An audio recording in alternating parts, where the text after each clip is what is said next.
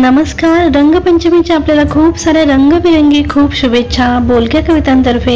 आणि या रंगपंचमीच्या औचित्यानेच आपण आज एक इंग्लिश कविता वाचतोय ऐकतोय. कलर्स नावाची ही कविता आहे आणि आपल्या आजूबाजूला खरं तर खूप छान निसर्गाने कलर पसरविलेले असतात. ते कलर आपल्या आयुष्यात असावेत, मात्र आपण स्वतः देखील खूप कलरफुल असावं. मात्र आपल्या म्हणजे जो स्वभाव आहे तो रंग बदलणारा मात्र नसावा, हेच या कवितेतनं व्यक्त होत आहे.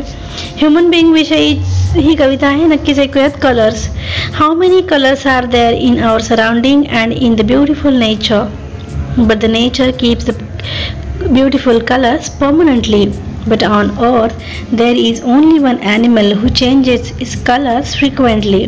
That's human being, who changes its color in every second of a minute, who changes its colors in every minute of an hour, who changes its colors in every hour of a day, who changes its colors in every day of a week, who changes its colors in every week of a month, who changes its colors in every month of a year.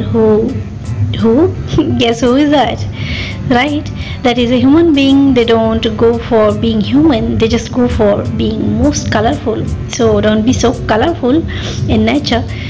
आणि छान स्वभाव आपला असू द्या, छान एकमेकांशी जुळवून घ्या छान. आणि अशाच या शुभेच्छांसह बोलक्या कवितांमध्ये आपण पुन्हा भेटूयात. तोपर्यंत नमस्कार, बाय.